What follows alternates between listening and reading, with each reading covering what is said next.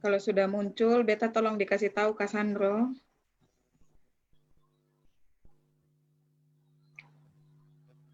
Sudah. Baik. Baik, kembali lagi selamat malam warga NTT. Jumpa lagi bersama Forum Akademia NTT dalam dialog interaktif Jejaring NTT bergerak memacu perubahan. Apa kabar NTT malam hari ini? Semoga sehat-sehat ya.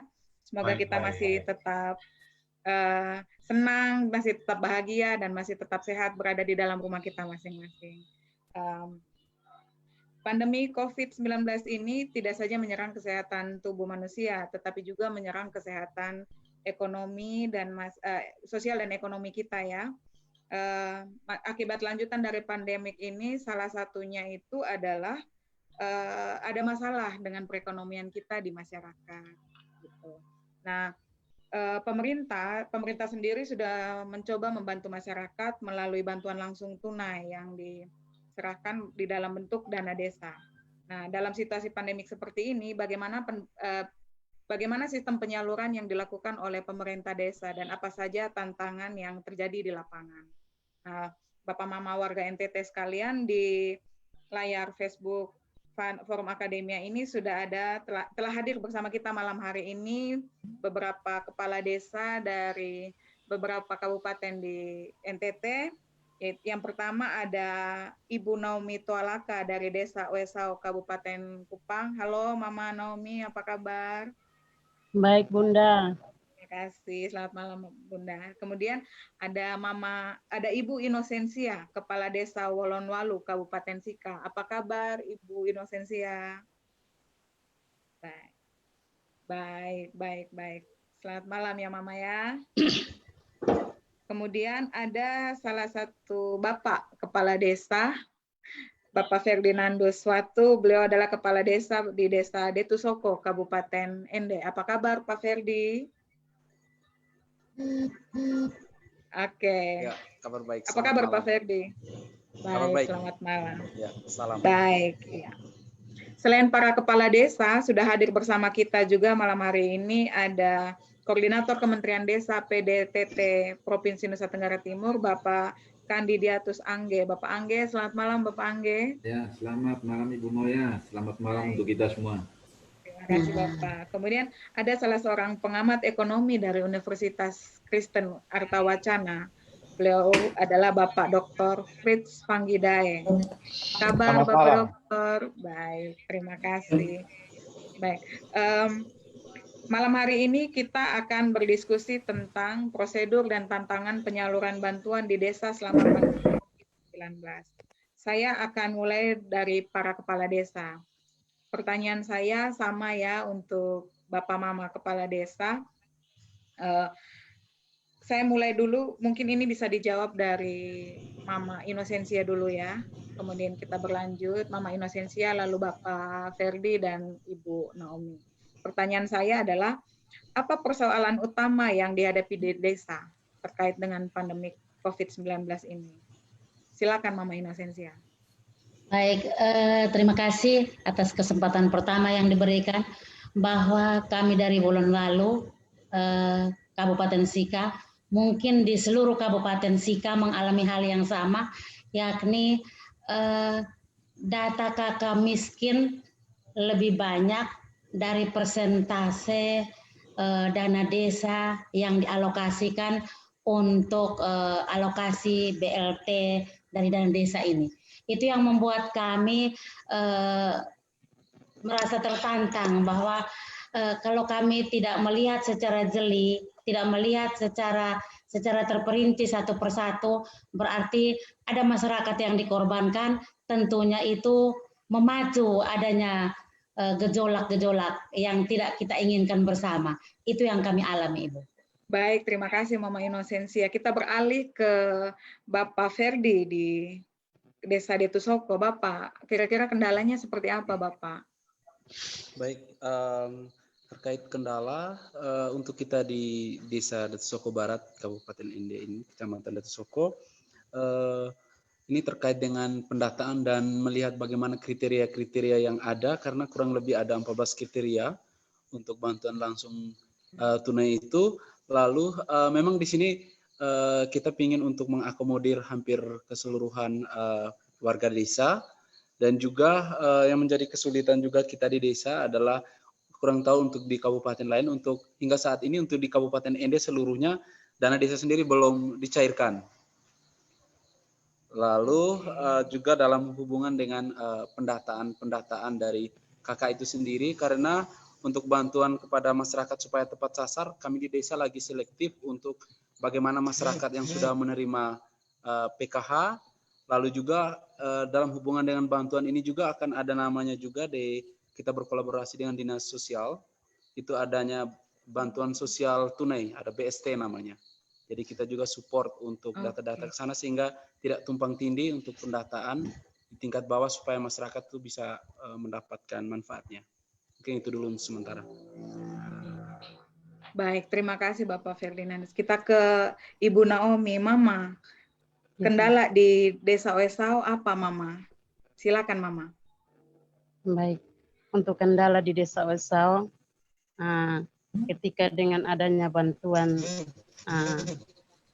BLT ini, maka sesungguhnya kendala yang kami hadapi adalah bahwa ada begitu banyak keluarga miskin yang ada di Desa Oesau, dan ketika melihat dari data yang kami peroleh dan juga kriteria-kriteria yang ada, maka ketika kami melihat dan terpacu pada hal itu, maka sesungguhnya pasti akan timbul masalah-masalah yang tidak diinginkan. Seperti itu Bunda. Karena dan ada masalah yang berikut adalah di mana ada keluarga-keluarga yang tidak memiliki NIK. Yang sesungguhnya kami dari desa sementara masih mengatasi dengan ketika tidak ada NIK ini, kami membuatkan surat domisili untuk sementara. Bunda. Baik, terima kasih. Jadi rata-rata kendala yang dialami oleh desa itu hampir mirip ya, bahwa kalau di desa Mama Inosensia tadi itu tiba-tiba terjadi lonjakan keluarga miskin ya. Kemudian kalau di Bapak Ferdinand tadi itu mungkin kesulitan untuk pendataan supaya tidak tumpang tindih bantuan. Kemudian kalau di Mama Naomi itu kendalanya ada yang belum memiliki NIK, ada yang belum memiliki KK. Nah, apa strategi yang dilakukan atau bagaimana Bapak dan Mama melakukan penyaluran atau melakukan pendataan sehingga tidak menimbulkan gejolak dari masalah yang tadi ada di desa masing-masing? Silakan, mungkin dari Bapak Ferdi dulu, silakan. Baik. Memang untuk saat ini kita secara administrasi di desa sesuai dengan syarat-syarat ketentuan untuk bantuan langsung tunai setara instruksi dari kementerian memang sudah ada. Lalu kita di desa sendiri agak kesulitan dalam hubungan dengan belum ada lanjutan terkait dengan surat dari Bupati terkait dengan penggunaan dana desa seperti apa dalam hubungan dengan BLT ini sendiri. Lalu ini di sisi regulasi karena sampai saat ini sudah seharusnya secara mekanisme anggaran harus memasuki ke periode kedua, tapi saat ini untuk dana desa kami sendiri belum dicairkan. Lalu yang berikutnya juga terkait dengan pertanyaan tadi, pendataan, memang di sini kami lebih untuk di Desa Detsoko sendiri kita ada 210 KK, dan dari 210 KK itu yang ada yang sudah memiliki kartu keluarga, ada yang belum. Jadi yang belum kita menggunakan surat domisili. Dari kesemuanya itu, dari 210 itu untuk kemarin kita juga untuk kasih masukan untuk sekitar 70-an KK yang penerima PKH. Mereka yang menerima PKH otomatis tidak akan menerima untuk bantuan langsung tunai yang dari dana desa. Nah, ini kan beberapa sumber anggaran untuk bagaimana bisa alokasikan tepat sasar. Makanya saya jelaskan yang pertama tadi, jangan sampai nama yang sama masuk ke dinas sosial yang di situ ada namanya DTKS, data terpadu kesejahteraan sosial. Ini nanti sumber anggarannya dari Kementerian Sosial, dan kita ada sekitar memasuk data-data itu semuanya dari dinas sosial, sedangkan nanti ditambah lagi dengan bantuan sosial, bantuan tunai itu sumbernya dari dana desa. Disinilah yang sebenarnya selektif kami di desa supaya jangan sampai terjadi tumpang tindih, supaya harapannya keluarga itu bisa mendapatkan semua. Jadi itu dulu untuk sementara dari sisi kita di desa soal turunan regulasi dari pusat di kabupaten ini masih menjadi kesulitan ke kita juga karena sampai saat ini harus ada semacam regulasi dalam hubungan dengan perubahan APBDes. Tapi juga kita masih menunggu instruksi dari atas, khususnya dari tingkatan kabupaten. Sekalipun sudah ada panduan-panduan dari kementerian, tapi kita masih menunggu di tingkat kabupaten untuk instruksi penggunaan dana desa dalam hubungan dengan bantuan langsung tunai. Tapi aktivitas kita di bawah baru dalam sisi pelengkapi pendataan dan lain sebagainya. Mungkin itu dulu sementara. Baik, terima kasih. Kalau dari Mama Inosensia, Mama, bagaimana strateginya?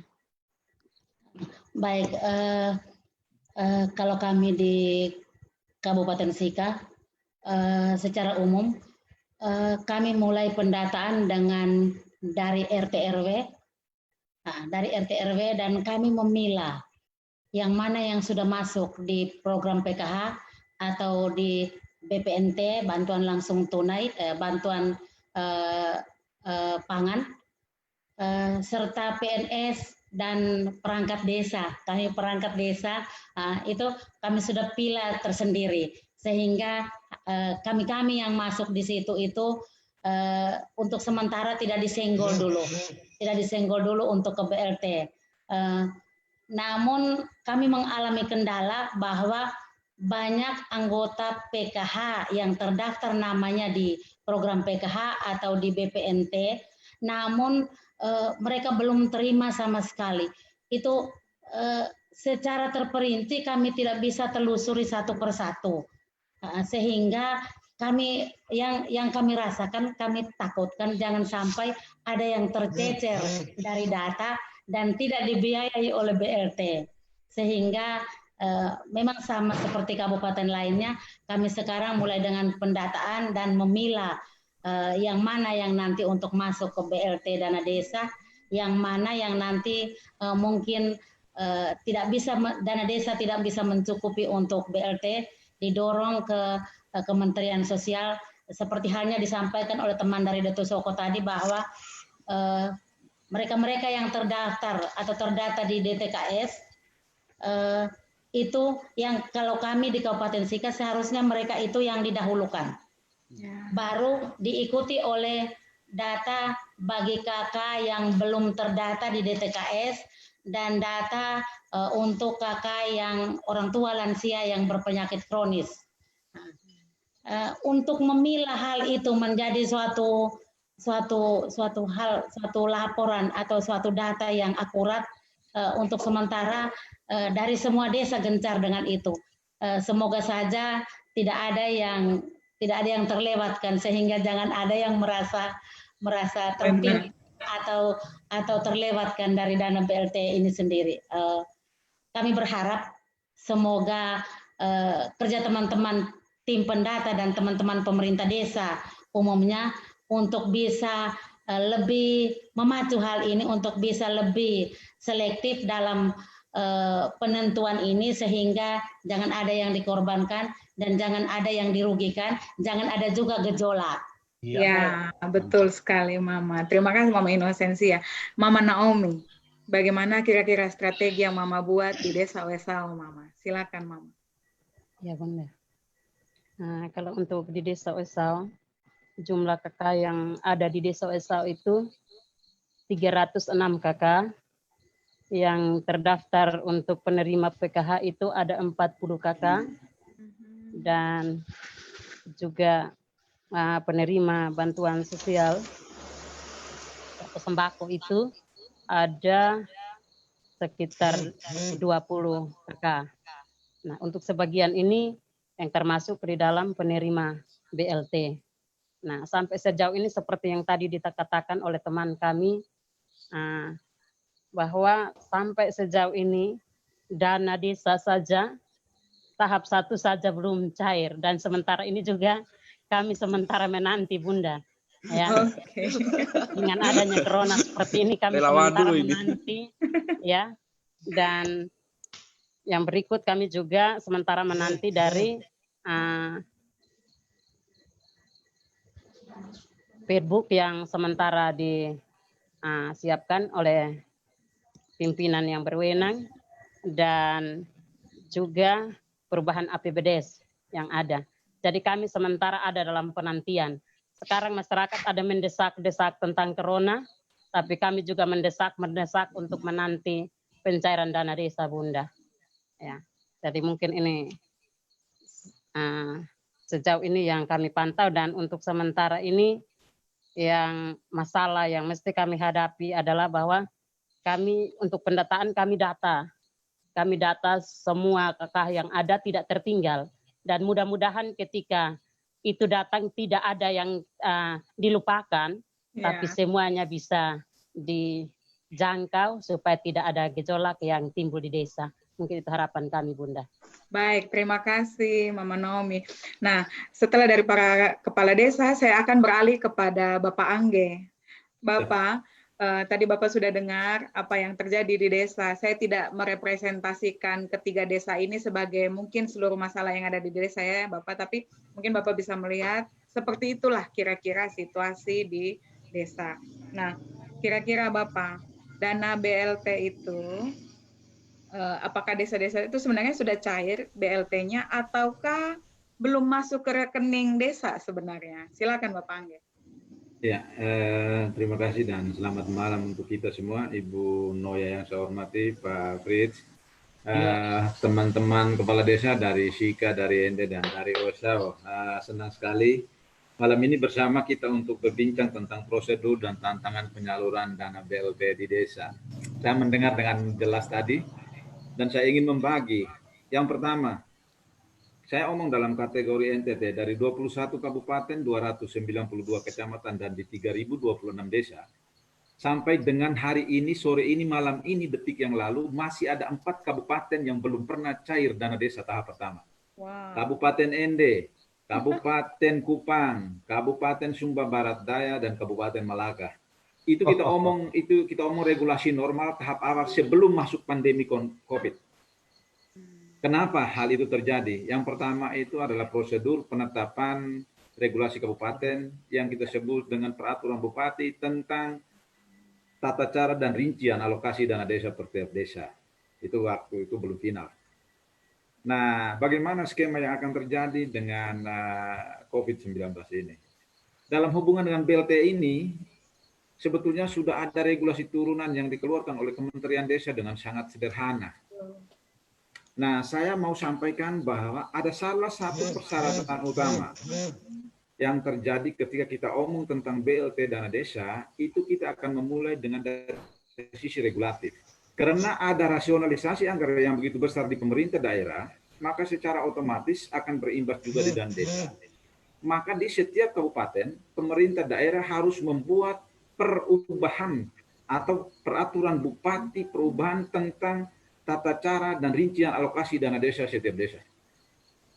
Bahkan di setiap kabupaten juga harus membuat ada regulasi namanya perubahan peraturan bupati tentang besaran alokasi dana desa setiap desa. Karena di banyak kabupaten itu terjadi rasionalisasi anggaran pendapatan dan belanja daerah yang berimbas pada besaran alokasi dana desa, ADD. Itu juga ada. Maka dua regulasi itu harus terjadi. Itu yang pertama. Kemudian yang kedua, dari data saya sampai dengan sore ini,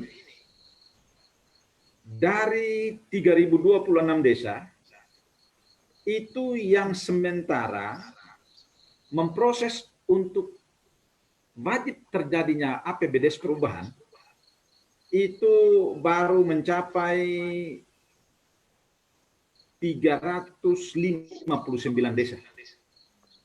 Artinya masih ada ribuan desa, 2.000 lebih desa yang belum. Kenapa itu terjadi? Karena memang masih menunggu peraturan perubahan bupati itu. Dasar adanya perubahan APBDes itu apabila sudah ada perubahan peraturan bupati. Tetapi saya mau sampaikan, Kabupaten Ende dan Kabupaten Kupang itu sebetulnya mereka tidak perlu masuk dalam skema perubahan.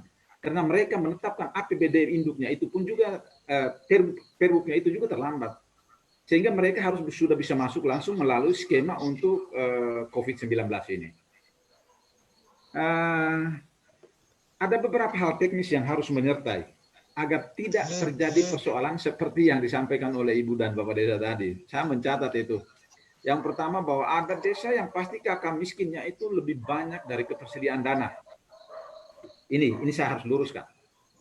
Dalam konteks dana desa, itu sudah diatur dengan jelas bahwa jika alokasi dana desa di bawah 800 juta rupiah per desa, maka wajib mengalokasikan maksimal 25%.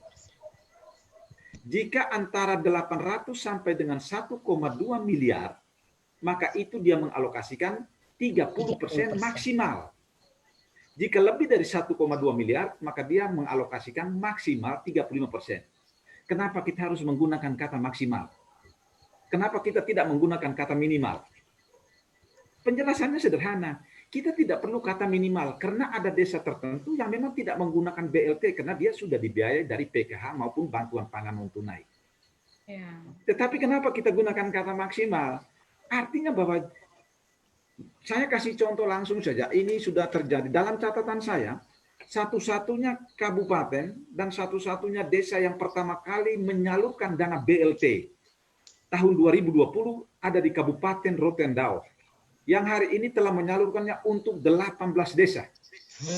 Itu sesuatu yang luar biasa dan profisiat untuk Kabupaten Rotendao yang mendengar acara ini, yang mengikuti acara ini, bahwa Rotendao adalah kabupaten pertama di Nusa Tenggara Timur yang telah mencairkan BLT sebanyak 18 desa hari ini. Launching pertama dilakukan oleh Ibu Bupati Rotendao. Yang mari kita bahas. Jadi tidak ada persoalan bahwa kakak miskinnya lebih banyak dari uang. Justru sudah dipertimbangkan bahwa uangnya itu pasti lebih banyak. Itu yang benar. Jika bahkan di dalam poin penting di dalam Permendes itu sudah jelas bahwa jika ada desa yang jumlah kakak miskinnya lebih banyak dari ketersediaan uang, maka kepala desa boleh mengajukan kepada bupati untuk disetujui oleh bupati agar penambahan persentase untuk pembiayaan BLT. Jadi uang memang tidak kurang. Seperti itu. Kemudian yang kedua, siapa yang layak untuk mendapatkan BLT? Saya perlu gambarkan dengan jelas. Bapak desa dan ibu-ibu desa itu sudah paham. Persyaratannya itu sederhana. Yang pertama, orang yang boleh mendapatkan BLT itu adalah orang yang tidak sedang mendapatkan jaring pengaman sosial, tidak sedang mendapatkan PKH, tidak sedang mendapatkan bantuan pangan non-tunai, tidak sedang mendapatkan bantuan sosial lain yang digagas oleh pemerintah provinsi maupun kabupaten. Itu yang pertama. Jadi kalau itu tuh sudah kita punya, tidak apa-apa. Yang kedua, tadi disinggung juga tentang ada 14 kriteria untuk mendapat BLT. Saya tegaskan di malam ini, Kementerian Desa dalam konteks BLT dana desa tidak mengacu pada 14 kriteria. Tidak menggunakan 14 kriteria sebagai dasar untuk pemberian BLT dana desa. Yang kedua, Kementerian Desa sangat menjunjung tinggi data terpadu kesejahteraan sosial, DTKS, yang dipunyai oleh Kementerian Sosial. Tetapi data itu pun hanya rujukan. Artinya apa? Data DTKS itu harus kita bawa ke desa. Setelah sampai di desa, kemudian kita cocokkan. Adakah masyarakat kita ini siapa-siapa yang sudah menerima bantuan jaring pengaman sosial? Agar dia tidak dobel. Kemudian yang berhak untuk menerima BLT dana desa itu adalah orang-orang yang didata langsung di desa oleh relawan desa yang dipimpin langsung ketuanya, itu adalah kepala desa. Wajib melakukan pendataan itu berbasis RT. Dan itu wajib dilakukan oleh satu tim mendata di RT itu minimal 3 orang, harus ganjil. Nah, hasil pendataan itu kemudian mereka akan bawa ke desa. Di desa itu untuk menentukan final bahwa orang itu boleh ada atau tidak itu, dengan rujukan data DTKS, dengan hasil kita data itu kita cocokkan mana yang sesungguhnya pantas dan layak mendapatkan. Di dalam forum musyawarah desa khusus, forum inilah yang akan menentukan, bukan ditentukan oleh siapa-siapa. Nah, forum ini yang menentukan, kemudian akan ditetapkan oleh kepala desa. Setelah kepala desa menetapkan, dia harus mengantar kepada Pak Bupati atau camat sebagai yang ditunjuk oleh Bupati untuk melakukan pengesahan. Nah, Data inilah menjadi data final untuk seseorang boleh mendapatkan BLT. Kriteria utamanya apa ketika orang mendata sehingga bisa dapat data BLT? Yang pertama itu adalah orang yang mengalami kehilangan pekerjaan karena COVID. Contohnya seperti apa? Saya contoh. Misalnya ada mama-mama yang setiap hari jualan di depan SD, di depan sekolah, di depan kantor. Tetapi karena COVID, sekolah diliburkan, maka mama itu tidak jualan lagi. Otomatis dia kehilangan pendapatan. Orang ini layak mendapatkan BLT. Itu salah satu contoh. Kemudian yang kedua itu orang yang tidak sedang terdata. Belum mengalami pendataan manapun. Dan yang ketiga itu keluarga yang sedang mengalami sakit kronis atau menahun. Dia layak. Ini 3 kriteria utama. Ketika tim pendata menemukan itu dan dia tidak sedang mendapatkan pembiayaan lain, dia sangat layak untuk mendapatkannya. Itu yang kedua. Yang ketiga, di banyak tempat itu ada persoalan tentang NIK. Iya. Ya. Dan ini bukan hanya kita NTT 1 Indonesia. Ada banyak warga miskin yang tidak memiliki NIK. Jadi NIK itu sebetulnya ada dia bisa bersumber dari 2. Yang pertama dari KTP dan yang kedua itu dari KK, kartu keluarga. Tetapi ada masyarakat kita yang memang tidak memiliki itu. Terus mereka tidak memiliki NIK. Apakah mereka tidak layak mendapatkan BLT? Tidak. Bapak Menteri Desa Bapak Halim Iskandar menegaskan dengan kuat. Dan bahkan itu sudah disetujui oleh KPK bahwa jika orang itu tidak memiliki NIK, maka nama itu terdaftar, dibawa ke forum musyawarah desa khusus, dan jika setelah dilihat bahwa betul-betul masyarakat meyakini bahwa orang itu orang dalam desa, maka dia layak mendapatkan dengan surat keterangan dari kepala desa. Selesai. Surat keterangan. Surat keterangan. Cukup dengan surat keterangan. Kemudian yang berikut tentang ada satu lagi tentang perubahan APBDes. Iya. Perubahan APBDes itu ada beberapa contoh kabupaten yang selama ini belum menetapkan APBDes, dia tidak perlu omong tentang perubahan APBDes. Tapi dia melakukan penyusunan APBDes dengan melakukan penyesuaian terhadap regulasi terbaru. Ya. Langsung saja, karena dia belum menetapkan APBDes. Bagi yang sudah menetapkan APBDes, otomatis dia harus melakukan APBDes perubahan. Dan kadang-kadang orang berpikir APBDes perubahan itu kan, kalau omong tentang APBDes perubahan berarti harus ada ada perubahan RKPDes, ada perubahan RKPDes, ada perubahan APBDes, harus tunggu ini perubahan Perbuk dan lain sebagainya. Kemudian kapan musyawarahnya, kapan orang di sana itu sudah tergeletak karena COVID. Kementerian Desa itu sudah merancang dengan sederhana. Ketika ada musyawarah desa khusus tentang penetapan calon BLT, saat itu juga lakukan musyawarah desa tentang APBDes perubahan APBDes. Pada saat itu juga musyawarah yang sama langsung menetapkan untuk RKPDes perubahan. Jadi tidak perlu panjang-panjang waktu. Ini darurat. Betul. Darurat masih mau berpikir yang skematik, yang pada akhirnya nanti kita akan pusing sendiri. Iya, baik Bapak Angge. Sebelum Bapak ini saya potong sebentar Bapak. Iya. Saya menyambung dari apa Bapak sampaikan, saya mau mencoba bertanya kepada para kepala desa kita, apakah pemahaman yang sama yang baru dijelaskan oleh Bapak Angge ini sampai kepada Bapak Mama sekalian di desa atau di kabupaten, apakah pemahamannya sama?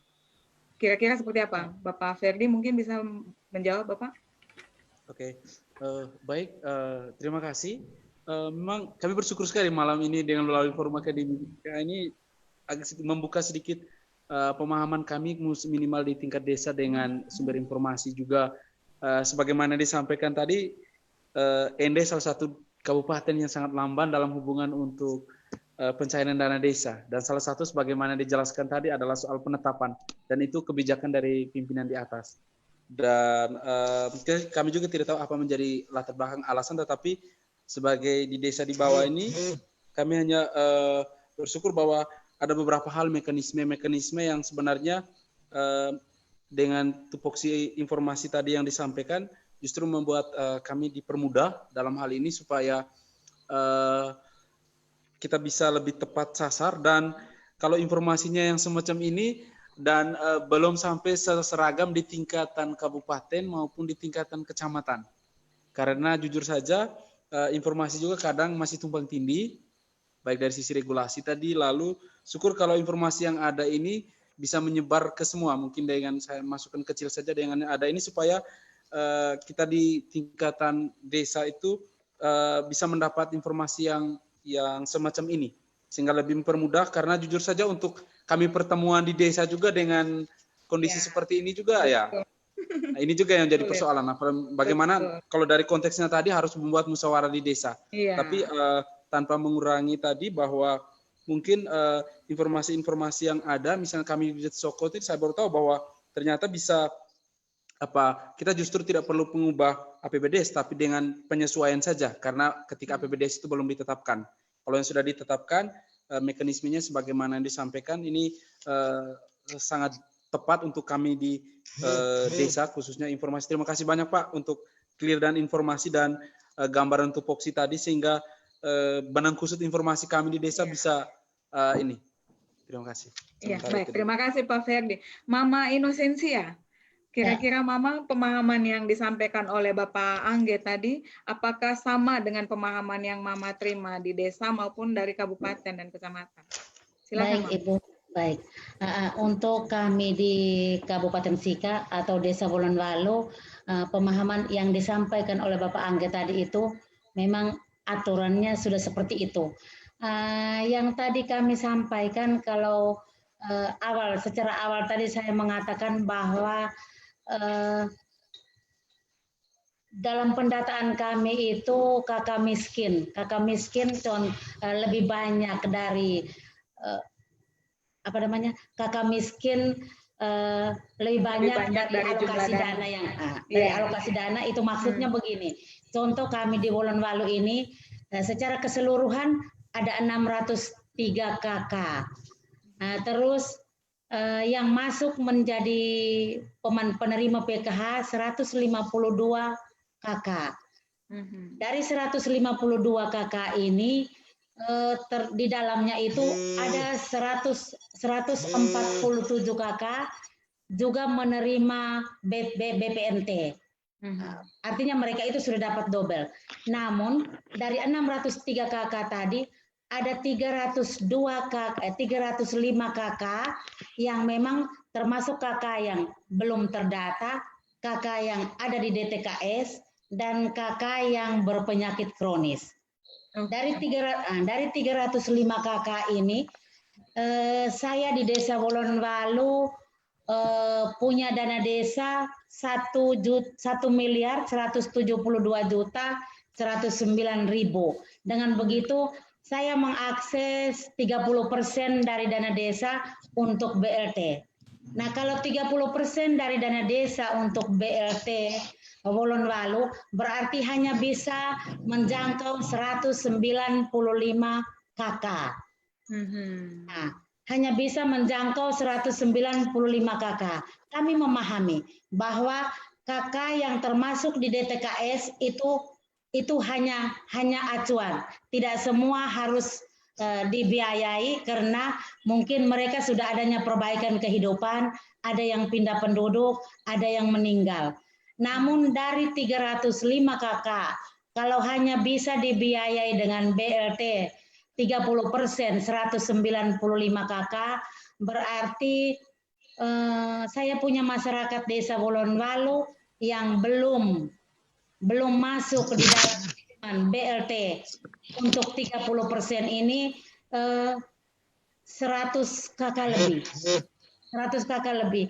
Itu yang dari awalnya kita menyampaikan bahwa kakak miskin melebihi target 30% yang ada. Namun terima kasih Pak, karena tadi sudah dijelaskan bahwa kalau adanya kakak yang lebih dari 195 tadi itu berarti kepala desa boleh mengajukan kepada bupati untuk mendapatkan tambahan dana.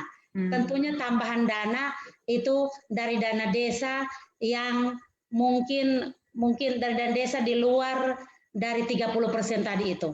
Entah tambahan menjadi 40 atau 50%, intinya kepala desa membuat pengajuan kepada bupati. Kami memahami hal itu, Ibu. Baik. Kami paham kalau seandainya bahwa dari dana desa tidak mencukupi untuk itu, pengajuan kami ke Bupati itu mungkin dialihkan ke Kementerian Sosial untuk mendapatkan bantuan dana dari Menteri Sosial, sehingga semoga saja tidak ada yang terlewatkan dari setiap data yang kami data di setiap RT ini. Baik, terima kasih. Terima kasih Mama Inosensia. Kalau Mama Naomi, apakah informasi yang sampai di Mama Naomi ini sama dengan yang tadi Bapak Angge jelaskan kah, Mama? Silakan Mama.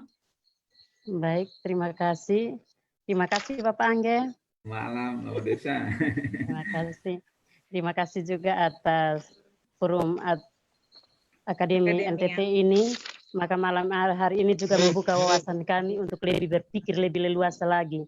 Ya. Karena ketika mendengar apa yang tadi disampaikan oleh Bapak Angge, maka sesungguhnya bahwa ketika keputusan-keputusan yang kami ambil, maka pasti. Karena kami takut ketika kami salah mengambil keputusan, kami salah mengambil kebijakan, sehingga pada akhirnya dia jadi hal yang tidak diinginkan seperti itu, Bunda. Dan ketika mendengar apa yang tadi disampaikan oleh Bapak Angge bahwa sampai sejauh ini APBDes kami belum kami masukkan karena kami menunggu perubahan itu. Okay. Ya, tetapi ketika mendengar maka mungkin besok kami sudah masukkan, Bunda. Karena kami tinggal menyesuaikannya saja karena supaya cepat dana keluar untuk kami mengatasi masyarakat yang sementara ada gelisah dengan virus corona ini, Bunda. Siap, ya. Baik. Terima kasih Mama Naomi. Ternyata memang ada beberapa informasi yang mungkin sudah sampai ke desa, tetapi ada beberapa informasi yang ternyata belum sampai. Nah, saya mau meminta pendapat dari Bapak Dr. Fritz terkait, Bapak sudah mendengar keluhan, sudah mendengar prosedurnya seperti apa. Kira-kira sebagai seorang ekonom, Bapak, pendapat Bapak tentang situasi ini seperti apa, Bapak? Silakan, Bapak.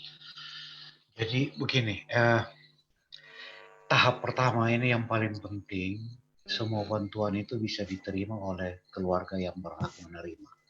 Itu dulu, karena banyak yang terpaksa tidak bekerja, tidak memperoleh pendapatan, sehingga mereka mengalami kesulitan. Nah, jadi saya kira tahap pertama, terima kasih juga Pak Angge penjelasan tadi, itu mudah-mudahan mencerahkan semua kepala desa, dan prosesnya itu bisa lebih cepat. Jadi, nah kita ikuti saja 3 bulan ini, April, Mei, dan Juni, proses BLT dan sebagainya itu disalurkan dengan tepat. Masyarakat yang menerima bisa memenuhi kebutuhan pokoknya. Nah, persoalannya adalah andai kata setelah itu, setelah 3 bulan itu, ya mudah-mudahan wabah ini cepat berlalu. Amin. Ya. Jadi katakanlah mulai Juli, Agustus itu kita sudah normal kembali. Nah, apa yang terjadi pada waktu itu? Bayangkan bahwa selama 6 bulan pertama, praktis dari Januari sampai dengan Juli, itu masyarakat dibatasi. Tidak bebas melakukan pekerjaan-pekerjaan produktif. Yeah. Dulu pernah kita alami krisis ekonomi tahun 97-98. Betul. Tetapi krisis itu karena faktor ekonomi, bukan wabah. Benar. Corona. Waktu itu orang bebas bekerja. Tidak ada masalah. Sekarang ini lebih susah karena orang tidak bebas bekerja. Betul. Itu yang jadi masalah. Sehingga kita bayangkan bahwa pertengahan tahun Juli sampai dengan Desember itu kegiatan ekonomi kita akan menurun tajam. Makin sedikit orang yang menghasilkan barang dan jasa. Jadi ya kita sebut ini akan terjadi resesi ekonomi atau pelemahan kegiatan ekonomi. Nah, pada saat seperti itu akan ada banyak orang yang menganggur. Ya, banyak orang tidak punya pekerjaan. Betul. Dan saya lihat ada satu skim dari dana desa itu padat karya tunai desa. Nah, saya kira ini satu skim yang sangat strategis untuk membangkitkan kembali ekonomi yang sudah terlanjur menurun tajam itu. Ya. Nah, kalau kita di NTT sebenarnya ini berkat terselubung. Betul. Karena apa? Setelah itu ke depan itu petani, peternak, nelayan. Ini praktis, ini 3 mata pencaharian yang bisa bekerja tanpa hambatan fisik terlalu banyak. Nelayan bisa kerja sendiri di laut, petani juga, peternak juga. Nah, pada saat itu ketika ekonomi kita menurun, orang tidak butuh macam-macam, orang butuh makan dan minum. Nah, pada saat itu kalau kita sudah siap, petani, peternak, nelayan di tingkat desa bisa disiapkan dengan baik, mereka bisa menghasilkan bahan-bahan makanan yang cukup, maka ini kesempatan bagi masyarakat di desa untuk memperoleh tambahan pendapatan atau memanfaatkan permintaan yang akan terjadi. Jadi saya kira yang perlu disiapkan Pak Angge, itu setelah COVID ini berlalu, bagaimana menyiapkan stimulus bagi rumah tangga petani, rumah tangga peternak, rumah tangga nelayan, rumah tangga pelaku ekonomi mikro, kecil, supaya pada waktu itu mereka bisa segera melakukan kegiatan-kegiatan produktif. Saya kira itu kira-kira perjalanan ekonomi yang kita akan hadapi pada bulan-bulan yang akan datang. Jadi intinya di situ bagaimana menguatkan kembali rumah tangga sebagai basis pelaku ekonomi. Untuk sementara itu dulu. Baik, terima kasih Bapak Dokter. Baik, saya kembali ke Bapak Angge. Bapak Angge, tadi Bapak bicara data tentang bagaimana data itu harus terkumpul dengan baik, kemudian Bapak Mama, Kepala Desa pun berbicara hal yang sama. Ada satu fenomena menarik selama COVID-19 ini, Bapak, selama pandemik ini adalah banyak orang yang kemudian akhirnya pulang kampung.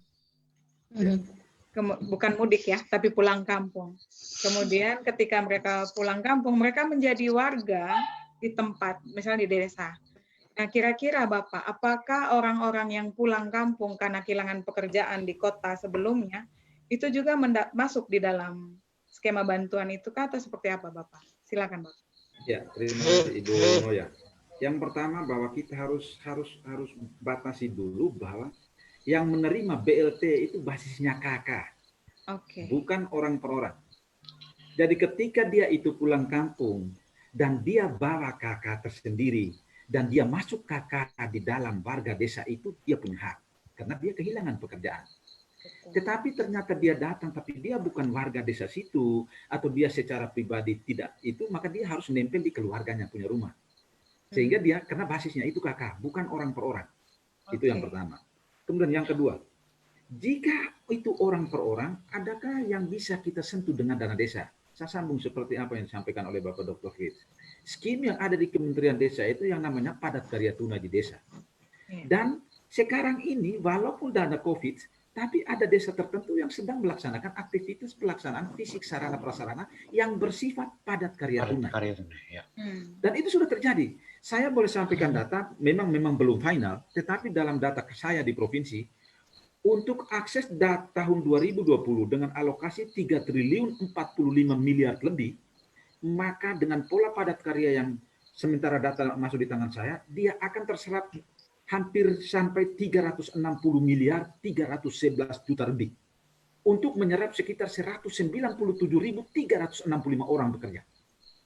Dan dari catatan APBD yang masuk yang merupakan yang di dalamnya itu termaktub kegiatan-kegiatan fisik sarana prasarana. Nah, orang-orang per orang itu yang belum punya pekerjaan yang datang dari luar itu, mereka boleh terlibat dalam kegiatan-kegiatan seribu itu. Termasuk juga bagaimana pasca COVID. Setelah April, Mei, Juni, apa yang harus terjadi? Setelah Juli itu ke atas, apa yang harus terjadi? Ini yang perlu dikembangkan. Bahkan Kementerian Desa itu sangat mengharapkan dengan kuat bahwa setelah pasca Juli nanti, maka pola padat karya ini harus menjadi ikon baru di setiap desa. Ada pekerjaan itu bersifat padat karya tunai. Kegiatan-kegiatan yang tidak melibatkan padat karya tunai itu harus disetopkan. Itu yang punya daya untuk mengantisipasi sehingga ada geliat ekonomi dan memberikan masukan terhadap warga masyarakat yang mengalami persoalan COVID ini. Baik, terima kasih penjelasannya Bapak Angge. Artinya bahwa bantuan langsung tunai ini basisnya adalah pada data kartu keluarga Bapak ya. Nah, ada pertanyaan dari warga NTT yang sedang menyaksikan kita di Facebook Bapak. Pertanyaannya itu adalah bagaimana dengan keluarga yang belum memiliki kartu keluarga, dia sudah berumah tangga, meskipun belum menikah secara syah, tapi tidak memiliki kartu keluarga dan berada pada posisi yang membutuhkan bantuan. Kira-kira itu seperti apa, Bapak Angge? Silakan, Bapak. Ya, terima kasih. Ini terjadi hampir di setiap wilayah, bahkan bukan hanya kita di NTT. Bapak Menteri Desa dengan tegas menyatakan, jangan karena persoalan administrasi yang membuat orang yang harusnya berhak tapi tidak mendapat. Itu Bapak Menteri Desa tidak mau. Mari kita kembali. Ada orang yang sudah menikah, tapi belum nikah gereja, tapi mereka sudah berumah tangga. Kemudian mereka tidak punya kakak. Ada juga orang yang di dalam satu rumah tangga itu ada 3-4 kakak. Ya, bagaimana dengan ini? Saya ingin jelaskan. Yang pertama, setiap orang yang oleh desa mengakui bahwa mereka itu sudah membentuk keluarga, artinya sudah bersuami istri walaupun belum nikah gereja, tetapi pengakuan secara sosial masyarakat di desa itu bahwa mereka itu sudah berkeluarga, maka dibawa ke forum desa, maka forum musyawarah desa khususlah yang menentukan. Bukan kita yang menentukan, forum musyawarah desa khususlah yang menentukan bahwa ternyata mereka ini layak untuk mendapatkan, walaupun mereka belum punya kakak, karena tapi mereka ini sudah membentuk rumah tangga sebagai suami istri. Itu yang pertama. Yang kedua, bagi rumah tangga yang di dalamnya bisa lebih dari 2-3 kakak, maka kakak itu kalau memang dia memenuhi 3 kriteria itu, maka dia layak mendapatkan. Di data, di proses di musyawarah desa, forum memutuskan dan dia layak mendapatkan. Terima kasih. Baik, terima kasih penjelasannya Bapak. Saya menyambung juga, masih ada beberapa pertanyaan dari live Facebook kita. Ini terkait mahasiswa-mahasiswa kita yang ada di lokasi lain berbeda dari orang tua, yang orang tuanya ada di desa yang kemudian terdampak COVID. Apakah ada kemungkinan atau ada celah bahwa dana desa itu bisa dialokasikan kepada mahasiswa itu? Kira-kira bagaimana Bapak Angge? Ya, kembali. Dana desa yang namanya BLT itu basisnya kakak. Kalau mahasiswa itu masih nebeng kakak dengan orang tuanya, kita data di orang tuanya. Nanti orang tuanya kalau dia dapat, dia kirim untuk anaknya. Titik. Siap. Berarti clear Bapak ya, untuk mahasiswa yang saat ini mungkin tertahan di tempat kuliahnya, yang khawatir akan mendapatkan kiriman atau tidak karena situasi COVID, jangan khawatir. Selama belum dicoret dari kartu keluarga, berarti Anda masih berhak ya, seperti itu. Kemudian Bapak, ada pertanyaan menarik juga. Ini sebenarnya untuk Bapak Mama Kepala Desa ya. Di desa itu ada satu pertanyaan dari Kakak Yuyundarti Baetal. Beliau bertanya, apakah ada data orang dengan HIV/AIDS di desa masing-masing? Kemudian jika ada, apakah mereka juga bisa mendapatkan bantuan langsung tunai? Silakan Bapak Mama Kepala Desa yang mau menjawab. Bapak Ferdi, Mama bisa ulangi kah? Soalnya belum jelas suaranya. Belum jelas tadi ya. Ya, saya ulangi pertanyaannya, apakah di desa, di masing-masing desa memiliki data tentang orang dengan HIV/AIDS? Jika ada datanya, apakah itu juga mendapatkan bantuan langsung tunai? Silakan Bapak Mama. Oh, Mama Inosensia, silakan Mama. Baik, terima kasih Ibu. Kita kembali sesuai apa yang disampaikan oleh Bapak Angga tadi. Intinya, baik dia itu penduduk yang rentan sakit, yang penyakit kronis, termasuk HIV/AIDS, tetapi harus terdaftar sebagai KK. Sehingga kalau memang beliau yang sakit AIDS itu terdaftar sebagai KK, ya dia berhak mendapatkan BLT, Ibu. Saya kembalikan. Baik, terima kasih Mama Inosensia. Artinya ini juga berlaku dengan teman-teman yang disabilitas ya Bapak Mama. Selama ada di dalam kartu keluarga, karena basis datanya adalah kartu keluarga, selama terdata di dalam kartu keluarga, itu artinya tetap menerima bantuan langsung tunai. Gitu. Baik, tadi di awal sudah dijelaskan bagaimana bantuan-bantuan itu tidak tumpang tindih di masyarakat. Saya mau bertanya juga dulu untuk Bapak Mama Kepala Desa. Apakah ada bantuan lain yang diterima selain yang dari pemerintah, dari NGO kah, dari orang-orang lain, orang perorangan yang mengumpulkan bantuan kemudian disalurkan ke desa Bapak Mama? Kalau seperti itu, kira-kira kebijakan apa atau strategi apa yang Bapak Mama pakai untuk bisa membagi itu dengan adil dan tidak menimbulkan gejolak di masyarakat? Silakan yang mau menjawab dulu, Mama Naomi mungkin, Mama. Ya. Baik Bunda, untuk menjawab ini sejauh ini mungkin dari pihak gereja saja yang ketika saat itu ada menyalurkan sedikit bantuan untuk kakak miskin, tapi hanya termasuk yang lansia dan yang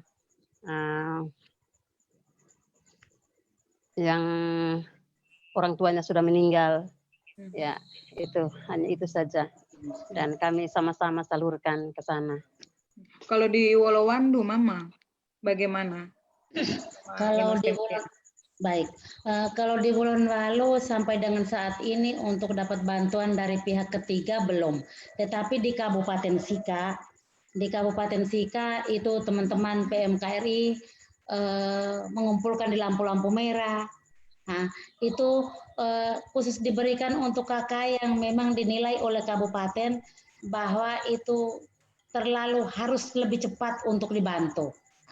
Sehingga memang terlihat, kalau di desa-desa belum sampai, tetapi di kota itu terlihat ada banyak kakak atau ada banyak masyarakat dengan keadaan seperti itu yang sudah dibantu oleh PMKRI juga oleh ibu-ibu PKK Kabupaten sudah jalankan hal seperti itu. Tetapi bantuan yang seperti itu bukan menjadi dasar bagi kami pemerintah desa untuk mencatat sehingga yang seperti ini jangan di BLT. Tidak, itu mereka punya rezeki lain. Artinya dirasa bahwa saat itu memang lebih harus diutamakan, harus diberi. Sehingga hal-hal seperti itu kami tidak mencatat adanya tumpang tindih untuk diberi itu tidak. Tetapi itu merupakan pendapatan mereka di luar dari data BLT itu sesungguhnya. Terima kasih. Baik, terima kasih Mama Inosensia. Kalau di Desa Detusoko, Bapak Ferdinand, bagaimana? Apakah ada pertanyaan tadi soalnya suara tidak jelas, bisa ulang? Suara saya baik, saya ulang lagi ya. Iya. Selain skema bantuan langsung tunai dari pemerintah, apakah ada pihak ketiga yang juga memberikan bantuan ke desa Bapak, misalnya NGO kah atau orang per orang kah? Nah, strategi apa yang Bapak pakai untuk membagi bantuan itu supaya tidak tumpang tindih atau tidak menimbulkan konflik? Silakan Bapak. Oke. Baik, terkait dengan kasus penanganan COVID ini, memang saat ini kalau untuk pendataan, kita selama ini memang untuk kita yang datang dari zona merah. Saat ini kita sudah siapkan daerah lokasi untuk rumah peduli, itu kolaborasi dengan gereja, dengan paroki untuk jadikan tempat untuk isolasi mandiri. Dan kita bekerja sama dengan gereja dan untuk karantina mandiri khususnya untuk sama saudara kita yang datang dari zona merah, ada yang dari Bali, ada yang dari Surabaya dan dari Jakarta. Dan untuk bantuannya memang kalau bantuan sembako sih dari pihak ketiga belum, tapi untuk bantuan dalam hubungan dengan pencegahan COVID itu sendiri kita justru berupa swadaya dari desa itu sendiri. Yang pertama desa dan juga dengan kolaborasi dengan komunitas adat dan juga dari gereja, kita sudah siapkan lokasi untuk karantina mandiri. Dan untuk mereka yang ODP itu sendiri, bantuan dalam bentuk masker, lalu hand sanitizer, dan penyemprotan disinfektan. Dan dalam hubungan dengan siaga COVID ini, kita memang di desa sudah ada pembentukan tim relawan desa. Sedangkan untuk bantuan dari berupa misalnya beras dan lain sebagainya untuk hubungan dari sisi ekonomi memang belum. Tapi untuk pencegahan COVID kita sudah lakukan. Dan baik dari Ikatan Dokter Indonesia memang sudah ada bantuan lalu masker, lalu untuk peralatan alat pelindung diri, APD. ya, Karena memang kita di sini baru siap rencana memang sudah berkolaborasi dengan Peroki untuk sementara di Kabupaten Ende, baru di Desa Soko yang sudah kolaborasi dengan gereja dalam hubungan untuk penanganan teman-teman sama saudara kita yang datang dari luar. Karena untuk isolasi mandiri sesuai dengan ini kita meragukan dalam hubungan dengan isolasi mandiri di rumah. Karena apa? Karena di dalam rumah itu sendiri kadang dalam satu rumah itu bisa 6 sampai 10 orang. Lalu di dalam rumah itu hanya ada 2 kamar. Lalu bagaimana kita memberikan jaminan bahwa orang isolasi mandiri di rumah? Di satu sisi ada jangan social distancing, physical distancing lain. Jadi kita akhirnya di desa ambil sikap untuk kolaborasi dengan gereja, menggunakan asrama yang ada di gereja, asrama Peroki, yang sekolahnya tidak pakai untuk lokasi karantina. Dan penyaluran justru kita langsung lebih fokusnya kepada penanganan untuk mereka yang ODP, orang dalam pemantauan. Orang dalam pantauan. Ya, orang dalam pantauan. Itu mungkin yang sudah kita lakukan dalam kurang lebih dalam 1 bulan terakhir, penyemprotan disinfektan, lalu pembangunan posko gerbang dan juga hand sanitizer dan itu. Ya. Iya.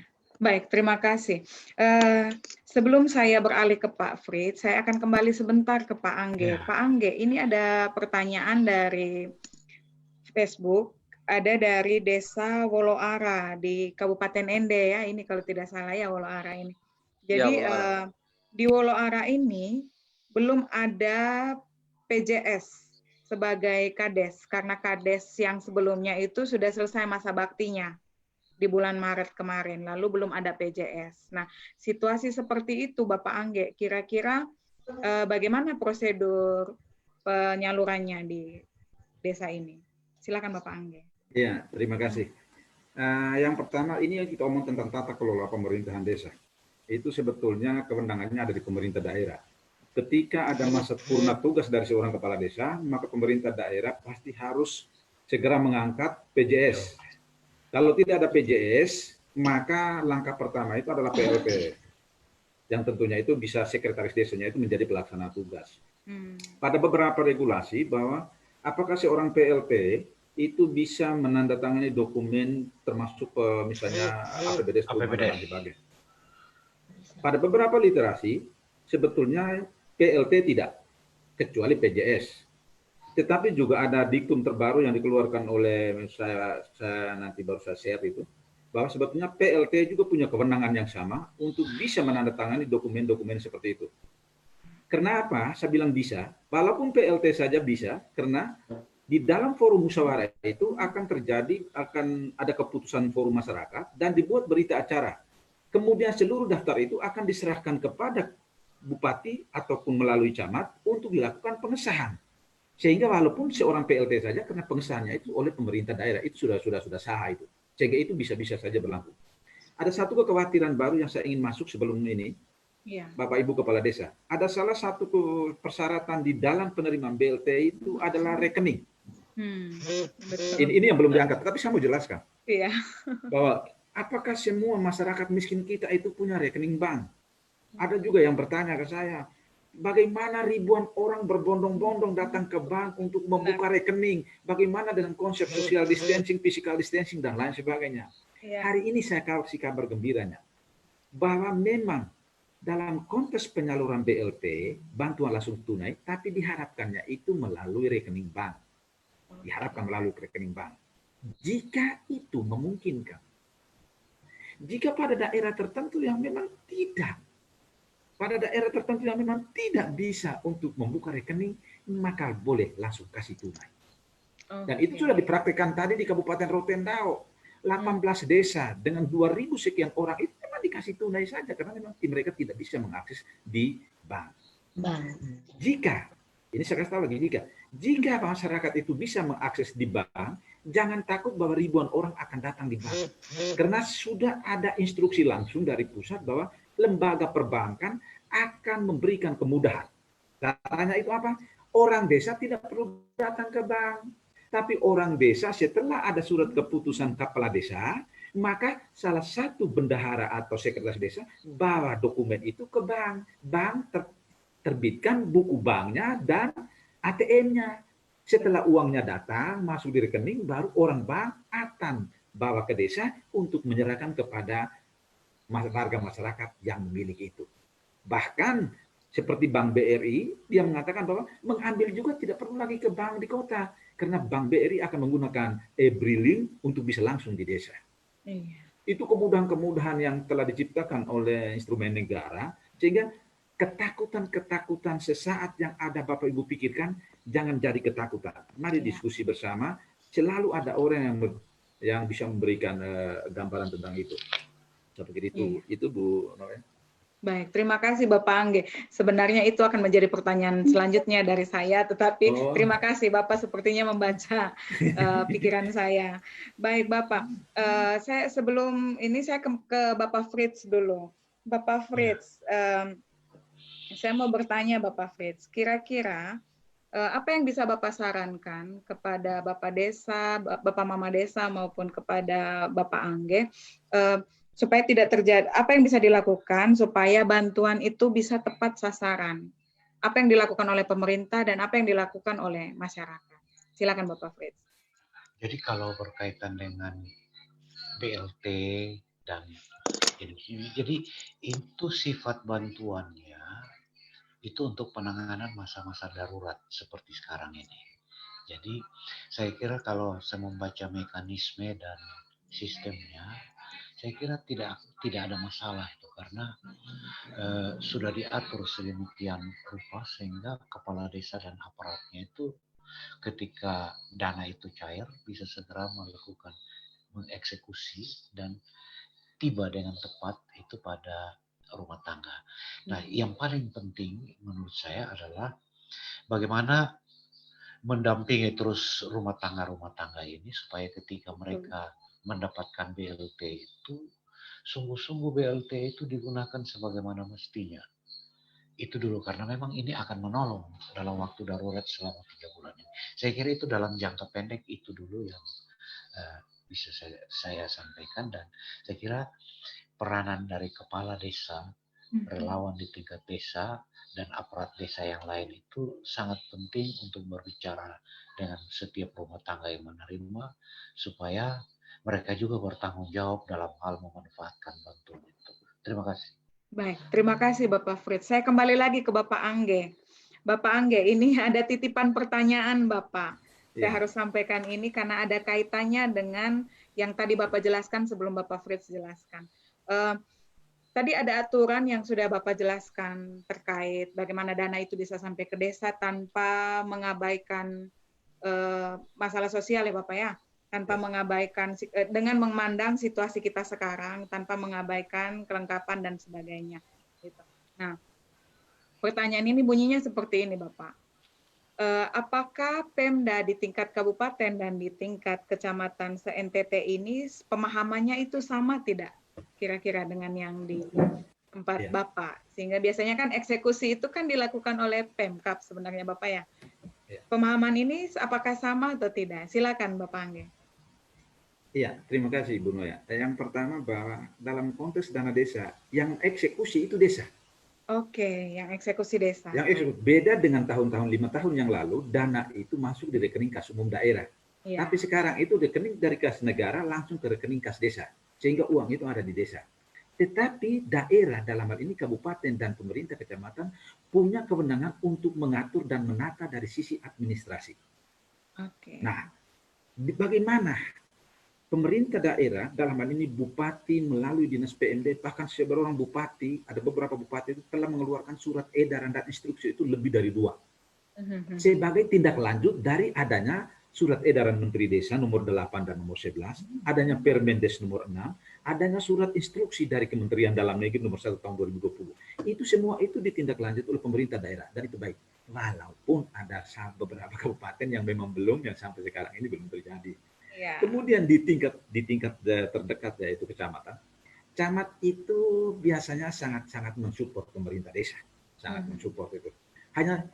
Saya hanya mau titip satu saja untuk kepada Bapak Ibu desa ini dan kepada semua yang mendengarkan, mengikuti ke live malam ini. Ada satu hal yang paling mendasar agar tidak menimbulkan persoalan dengan BLT dana desa adalah data. Dan data ini bukan keputusan seorang kepala desa. Tetapi kepala desa hanya melakukan sistem pengadministrasiannya saja. biarlah masyarakat melalui forum musyawarah desa khusus itulah yang memutuskan. Maka tidak akan pernah ada gejolak. Dan itu masyarakat desa sudah sangat tahu siapa yang telah mendapatkan PKH, siapa yang telah mendapatkan bantuan pangan non tunai, siapa yang mendapatkan bansos yang lain. Biarlah yang mereka yang belum mendapatkan untuk punya hak mendapatkan ini. Biarlah forum musyawarah desa yang memutuskan, maka segalanya akan terjadi. Pemerintah kabupaten dan kecamatan, saya yakin selama melalui koordinasi yang kuat di 21 kabupaten, 292 kecamatan, mereka sangat-sangat welcome dan mensupport betul. Tinggal sekarang kecepatan dari desa melakukan proses pendataan. Ibu Noya, saya bisa kasih masukan sedikit. Ada data di saya ini. Ya. Ada data di saya itu sampai sekarang itu pendataan kakak miskin kita di NTT itu baru ada di 1.366 desa. Masih ada 1.000 lebih, 1.700 lebih yang belum melakukan pendataan. Iya. Kemudian dari 3.026 desa yang baru melaksanakan musdes penetapan KK penerima BLT itu baru ada di 457 desa sampai dengan malam ini. Itu artinya masih banyak sekali. Padahal BLT dana desa itu harusnya cair mulai April. Iya. Boleh saya sambung lagi sedikit, Ibu Noya? Iya, Bapak. Contoh sekarang misalnya, ternyata BLT dana desa itu diperuntukkan April, Mei, Juni. Bagaimana desa yang mencairkannya proses penetapan APBD dan mencairkannya di bulan Mei? Apakah dia boleh mencairkan juga dengan Aprilnya atau tidak? Coba. Nah, saya jelaskan. Jadi begini, jika APBD itu dan penetapannya terjadi di bulan Mei, maka yang pertama, boleh cairkan untuk bulan April yang terjadi di misalnya minggu pertama atau minggu kedua, dan kemudian untuk bulan Mei-nya itu terjadi boleh di minggu keempat. Tetapi jangan melakukan pencairan sekaligus April dan Mei sebesar 1.200.000. Itu tidak boleh. Kenapa? Mama desa cair 1.200.000 hari ini, dia bukan beli beras, tapi dia beli HP baru. Ini yang nanti kita pusing. Tetapi kalau cuma 600, pasti dia tidak akan bisa beli HP baru. Betul. Nah, makanya harus dicair. Jangan sampai sekaligus, tapi dalam 1 bulan boleh 2 kali harus diatur tentang waktunya. Terima kasih. Baik, terima kasih Bapak Angge. Informasi saya berharap Bapak Mama warga Nusa Tenggara Timur mungkin bisa mendengar dari desa-desa sejumlah yang Bapak sebut tadi yang belum masuk itu, mudah-mudahan terdengar sampai ke pelosok NTT dan bisa melakukan. Nah, saya mau bertanya dulu ke Pak Fritz, Bapak ya, sebelum lagi nanti kita kembali ke 3 kepala desa ini. Cara mengurangi resiko ekonomi COVID karena akibat COVID di desa, Bapak, untuk menahan resesi ekonomi, kira-kira semaksimal apa yang bisa dilakukan untuk menahan itu, Bapak, untuk mengurangi resiko ekonomi dan resesi ekonomi, kira-kira, Bapak?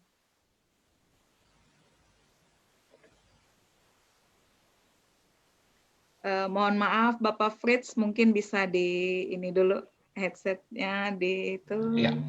Ya. Iya, terima kasih. Begini, resesi ini seperti banjir bandang gitu. Iya. Banjir itu datang, itu kita mau, kalau bendungannya jebol, kita mau tahan itu susah, luar biasa. Nah, sekarang ini kita sudah ada di antara arus air yang sedang mengalir.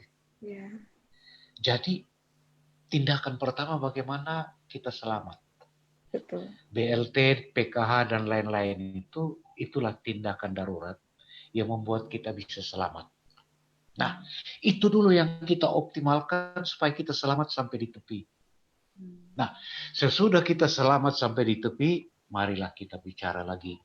Bagaimana cara kita membangun kembali rumah yang sudah hanyut, kebun yang sudah rusak, dan seterusnya. Jadi saya kira memang energi kita sebagian besar sekarang ini masih kita fokus kepada bagaimana kita bisa sampai di tepi dengan selamat.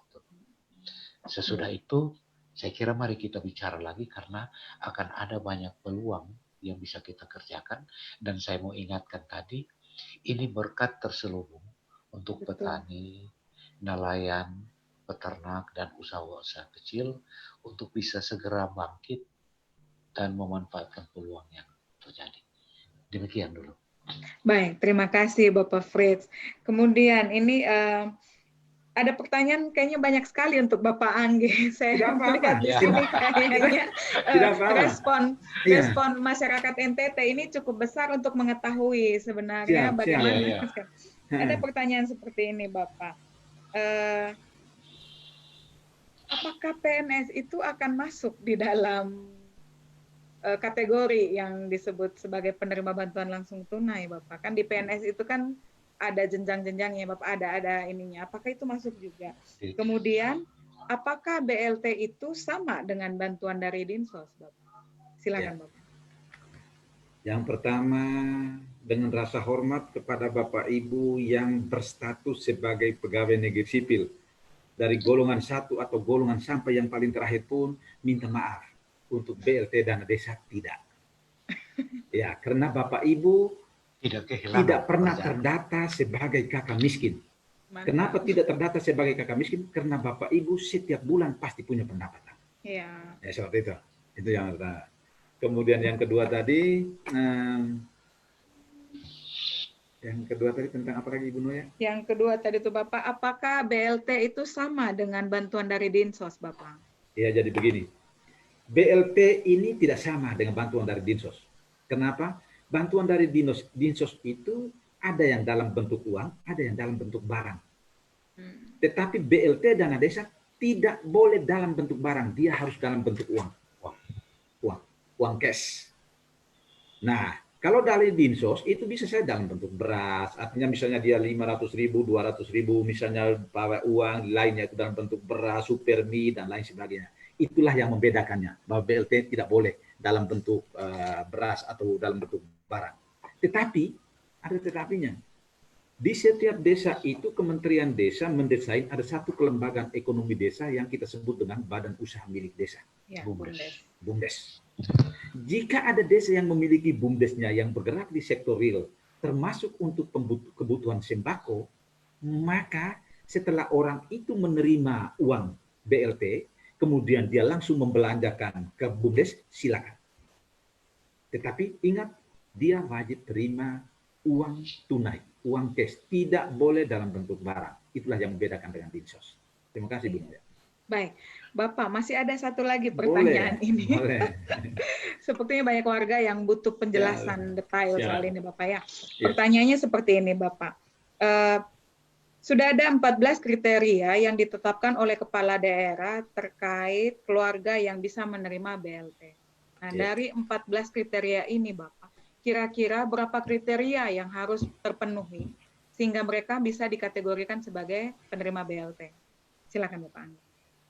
Terima kasih pertanyaannya.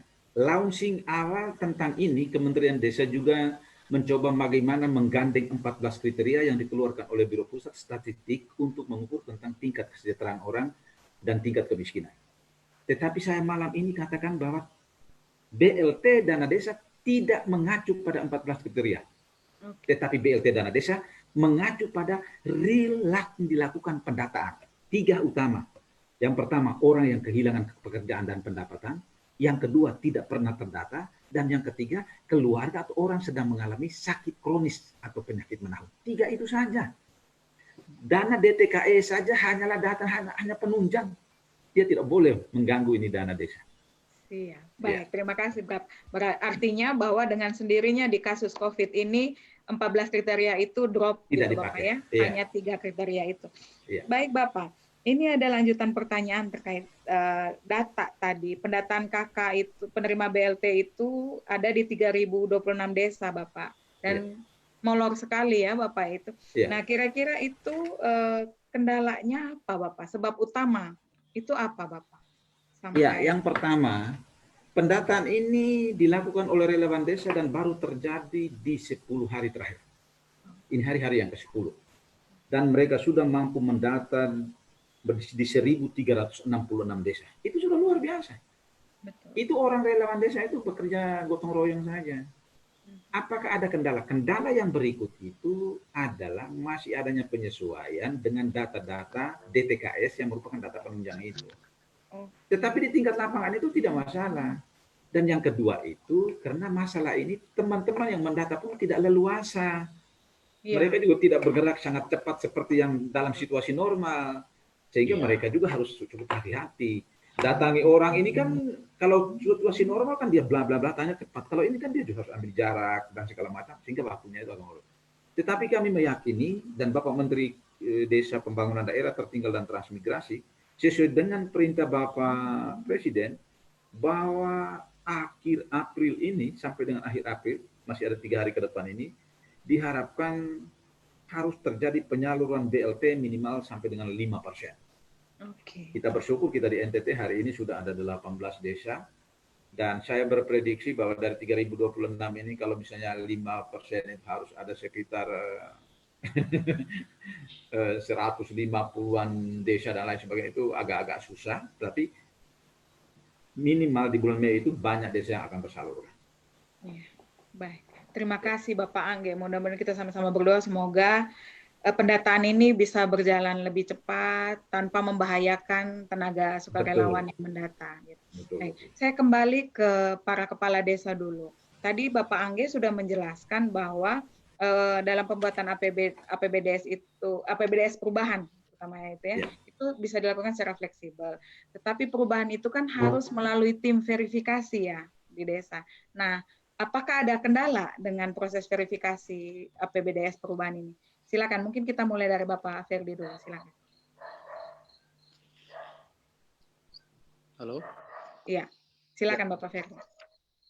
Baik, terkait dengan penetapan APBDes perubahan, karena untuk kalau kita di Detsoko sendiri, kami masih menanti sekalipun dari bawah ini ada keinginan untuk sesuai dengan informasi yang disampaikan tadi bahwa ada petunjuk teknis, tetapi sampai saat ini untuk perubahan APBDes terkait dengan kasus COVID sendiri belum ada di ND sendiri, kan belum ada khususnya sampai saat ini. Saya masih menunggu regulasi terkait dengan Perbup untuk penggunaan dana desa itu sendiri. Apakah harus ada membuat APBDes perubahan ataukah hanya dalam sebagaimana yang disampaikan tadi terkait dengan hanya hubungan karena belum ditetapkan, sebelum penetapan ada perlu penyesuaian sesuai dengan regulasi.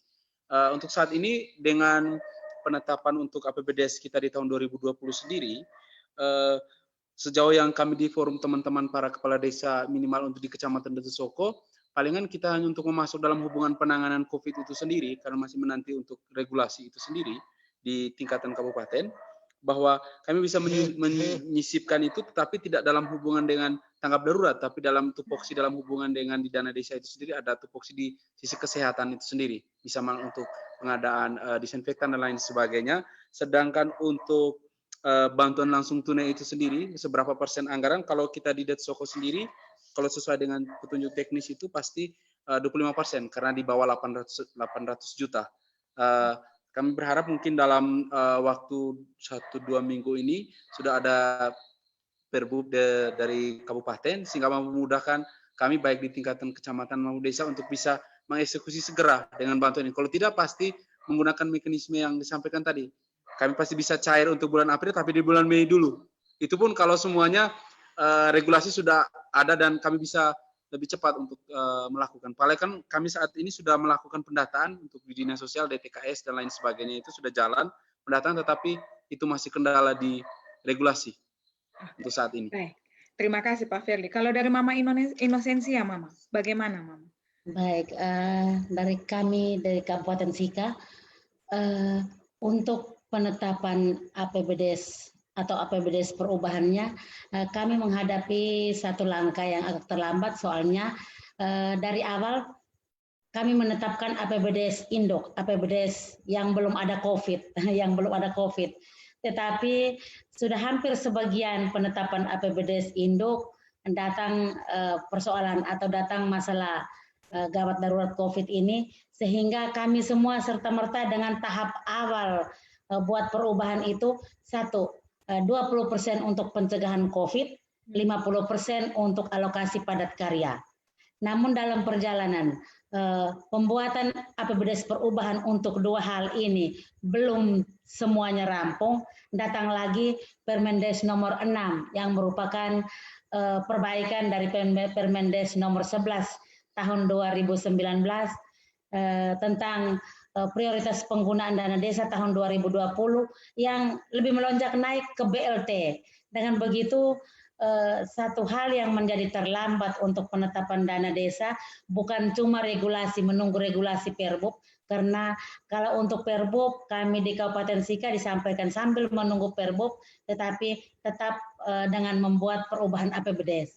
Hanya karena kami terlambat bahwa APBDes perubahan pertama hanya dua hal, COVID 20% dan padat karya tunai 50%, tetapi langsung datang beruntun tambah dengan adanya Permendes nomor 6 yang merupakan perbaikan itu, sehingga langsung naik menjadi tambahan ada BLT. Maka itu yang membuat agak terlambat, tetapi mudah-mudahan di awal Mei ini harapan kita mungkin 20-30 desa sudah mulai maju untuk itu, karena hampir sebagian besar sudah pendataan sudah hampir selesai. Semoga minggu depan ini setiap desa mulai dengan penetapan untuk itu, sehingga lebih cepat untuk melangkah ke pencairan dana tahap 1. Kalau untuk Kabupaten Sika, dana tahap 1 sudah masuk sekitar 70-80% ke rekening desa, sehingga kami mungkin beda dengan teman dari Datu Soko.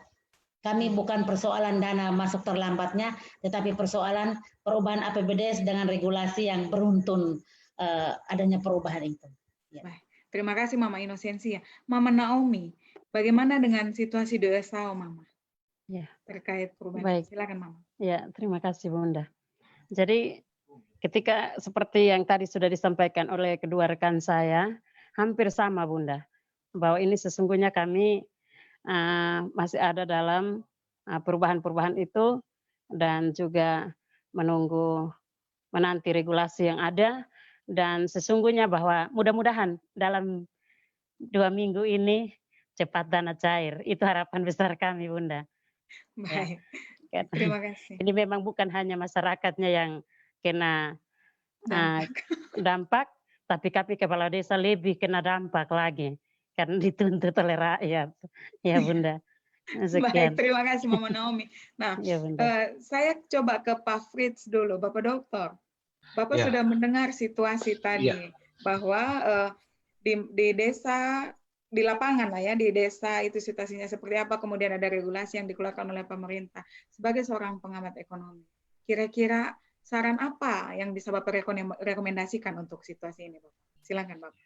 Ya, jadi saya kira percepatlah proses administrasinya supaya dana itu segera cair dan diterima oleh keluarga. Dan yang kedua yang paling penting, ini juga salah satu cara untuk menyelamatkan kita dari resesi ini adalah kalau uang itu dibelanjakan, sebaiknya belanja di dalam desa itu sendiri. Betul. Jangan belanja di luar desa. Karena apa? Kalau belanja di luar desa, uang ini akan keluar dan tidak ada peredaran uang di dalam desa. Kalau kita belanja di dalam desa, makin banyak orang yang memegang uang. Ini penting supaya permintaan itu tetap ada. Kalau permintaan tetap ada, ekonomi tetap hidup walaupun pada tingkat minimal. Jadi kepala desa punya peranan yang besar juga di sini, mengarahkan supaya pasar desa yang ada dalam batas tertentu sesuai dengan protokol COVID itu bisa tetap berfungsi supaya masyarakat bisa tetap berbelanja di dalam desa. Itu yang bisa saya sampaikan dalam kesempatan ini. Terima kasih. Baik, terima kasih Bapak Fred. Kalau Bapak Angge, kembali lagi Bapak, sepertinya kendala di desa ini ada pertama tadi dari Detu Soko itu bahwa dan dari Kabupaten Sika bahwa ada peraturan yang turun beruntun ya Bapak, sehingga kemudian mungkin menyebabkan sedikit kesulitan di desa untuk mengelola. Kira-kira Bapak, apa yang bisa Bapak sarankan kepada Bapak Ibu Kepala Desa ini, Bapak? Silakan.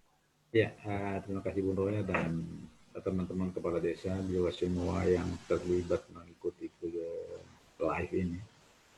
Bahwa memang benar, pada kabupaten tertentu, pada desa tertentu, mengalami perubahan APBDes, bahkan ada yang sampai 2 kali.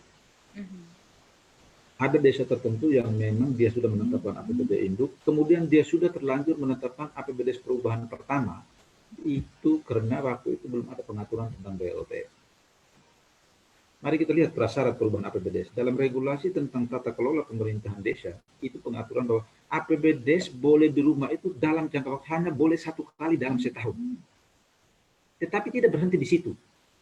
Kecuali jika ada keadaan yang luar biasa. Nah, yang namanya si COVID benda ini adalah sesuatu yang luar biasa, maka boleh dilakukan perubahan yang kedua. Perubahan kedua ini sebetulnya tidak sulit. Karena perubahan kedua ini hanya memasukkan dana BLT. Hanya akan terjadi pergeseran biaya. Biaya misalnya terjadi kegiatan untuk fisik sarana prasarana yang kemarin terlalu besar, harus digeser untuk pembiayaan terhadap BLT. Kenapa?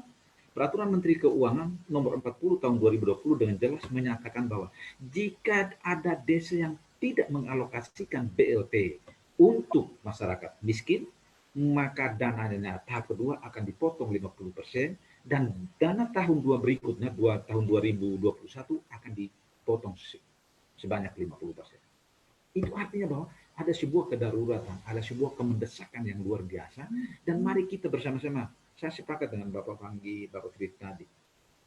Ini air bah ini. Mari dengan BLT ini sebagai bantuan supaya mereka ke tepi. Mari kita antar mereka. Jangan sampai ada orang yang hanyut. Betul. Saya mau ingat dengan malam ini.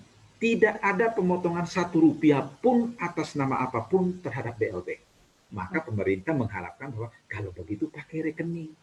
Tetapi kalau tidak pakai rekening, kita pakai tunai ini, ada tiba orang datang antar, kasihan dia begini-begini, panas-panas datang begini, kita sudah tahu lagi berapa lagi yang keluar untuk itu. Karena kita punya rasa sosialisme kemanusiaan. Betul, betul Bapak. Tetapi itu juga bagian dari prosesi kemanusiaan, jadi saya pikir tidak apa. Tapi yang penting bahwa atas nama jabatan tertentu tidak boleh melakukan pemotongan apapun terhadap dana BLT. Baik. Ya. Terima kasih Bapak. Baik Bapak, ini ada di Facebook kita ini banyak sekali yang bertanya kepada Bapak Angge. Siap. Saya lanjutkan. Ya. Ini ada Bapak, ada yang meminta penjelasan. Apakah aparat desa ini kan tidak selalu PNS Bapak ya? Iya. Mungkin ada yang itu. Apakah mereka juga bisa dikategorikan sebagai keluarga yang mendapatkan BLT Bapak? Silakan Bapak. Salah satu kriteria orang yang boleh mendapatkan BLT itu adalah kehilangan pekerjaan dan kehilangan pendapatan. Apakah aparat desa kehilangan pekerjaan, kehilangan pendapatan? Kan tidak.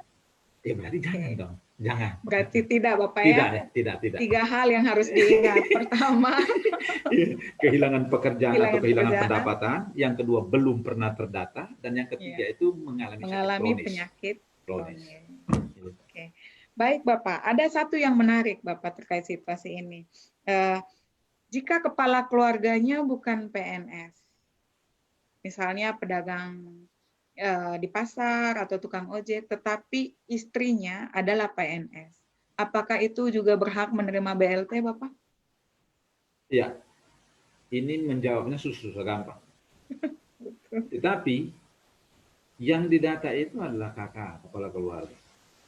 Jika seorang kepala keluarga dia itu adalah seorang pedagang, misalnya dia itu pedagang di daerah wisata, contoh wisata, dia itu pelaku wisata, dan ternyata sekarang ini karena daerah wisata itu tutup, dia pendapatannya menjadi nol. Otomatis beban biaya keluarga tambah besar. Tetapi orang akan bilang, tapi kan dia punya istri PNS. Iya. Ya, kan? Apakah saya boleh memutuskan? Tidak, bawa ke forum musyawarah desa. Biar forum musyawarah desa yang akan melihat apakah orang ini betul layak miskin hanya karena suaminya tidak dapat pekerjaan. Kalau memang forum melihat bahwa ini memang dia layak miskin dengan tanggungan yang begitu besar dengan persoalan lain, bisa saja terjadi seperti itu karena pendataannya adalah pendataan kakak yang merupakan sumber penghasil ekonomi terbesar dalam rumah tangga itu. Seperti itu. Baik, terima kasih Bapak. Saya kembali lagi kepada ketiga kepala desa kita. Tadi Bapak Angge sudah singgung soal potensi desa pariwisata dan sebagainya. Saya mau bertanya kepada ketiga kepala desa ini terkait dengan potensi desa masing-masingnya. Situasi COVID, pandemik ini akan bikin sebagian besar potensi desa kita, misalnya pariwisata, kemudian pertanian, peternakan itu sedikit terhambat. adakah strategi yang dipakai Bapak Mama sekalian untuk tetap mendorong warga desanya yang bergerak di bidang itu? Saya mungkin mulai dari Mama Inosensia. Mama, silakan Mama. Ulang dulu pertanyaannya. Oke, Mama, potensi desa di Mama punya desa apa Mama? Kalau dibilang di Wolonwalu, Pertanian, kalau dibilang di Wolonwalu bukan desa pariwisata, tetapi potensi kami itu pertanian perkebunan. Oke, baik Mama. Dengan pandemi COVID ini kan pasti pertanian perkebunan itu juga mengalami sedikit kendalanya ya Mama ya. Nah, warga yang bekerja sebagai petani itu Mama, apa yang bisa Mama, atau kebijakan apa yang Mama ambil untuk membuat mereka tetap bisa bekerja di situasi seperti ini, atau tetap mendapatkan penghasilan di situasi ini? Silakan Mama. Baik, untuk sementara kalau di Wolonwalu di bidang perkebunan tidak terlalu mengalami kendala karena memang perkebunan untuk saat ini lagi tidak ada penghasilan yang terlalu menyolok. Tetapi yang lebih menyolok adalah di pertanian. Masyarakat mengalami hal itu karena situasi pasar tidak menentu, terus transportasi tidak berjalan lancar. Dengan begitu memang sangat dirasakan bagi keluarga dari petani atau ke pedagang kecil-kecilan di pasar. Nah, dengan begitu memang untuk sementara kami di Wolonwalu hal-hal seperti itu sangat dirasakan oleh masyarakat. Strategi yang Mama pakai atau yang Mama gunakan atau kebijakan apa yang Mama ambil supaya orang-orang yang tadi Mama sebutkan terdampak itu bisa tetap mendapatkan penghasilan Mama? Untuk sementara dari kami melaksanakan hal apa yang menjadi jalan keluar untuk itu memang agak sulit Ibu. Sehingga tadi dari awal kami menyampaikan bahwa kami berusaha supaya jangan ada di antara mereka yang kami lewati hanya mungkin karena kekeliruan data atau tumpang tindihnya data, sehingga jangan ada yang terlewati dari mereka untuk mendapatkan BLT ini. Karena memang untuk sementara strategi yang dari kami orang desa lakukan untuk hal ini memang agak sulit. Di masa ini memang untuk itu agak sulit, Ibu. Iya. Baik, terima kasih Mama Inosensia. Saya ke Ibu Naomi.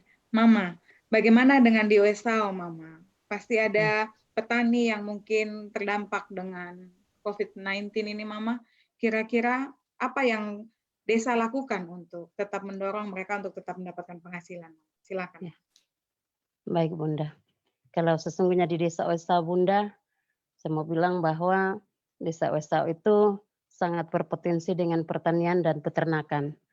Tetapi di tahun ini sungguh sangat disayangkan sekali, bukan hanya karena dampak, tetapi karena curah hujan juga tidak memungkinkan, sehingga yang biasanya petani bisa menanam padi dan jagung dan juga tanaman-tanaman lain, tapi tahun ini sungguh sangat gagal di dalam semuanya ini, sehingga untuk pasaran sekarang juga sangat menurun, apalagi dengan dampak saat ini.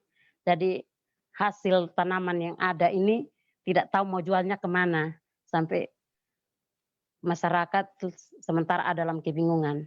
Tetapi yang kami sarankan, mungkin ada masyarakat yang punya HP Android, ada juga mungkin jualan lewat online dan lain sebagainya. Kami berusaha untuk bisa menjangkau supaya hasil petani itu tidak bisa terbuang dan rusak, tapi mereka dengan berbagai macam upaya untuk bisa mendapatkan penghasilan walaupun sedikit, ya. Dan yang terjadi di Desa Wesau juga di tahun ini ada begitu banyak ternak, terlebih khusus babi, yang di tahun ini banyak yang kena dampak sehingga banyak yang mati, sehingga terjadi keresahan yang luar biasa di masyarakat Desa Wesau. Mungkin sekian, Bunda. Baik, terima kasih Mama Naomi. Keren sekali ya, penjualan online merambah ke desa. Bagaimana dengan di Desa Detusoko, Bapak Ferdinandus? Oke, baik.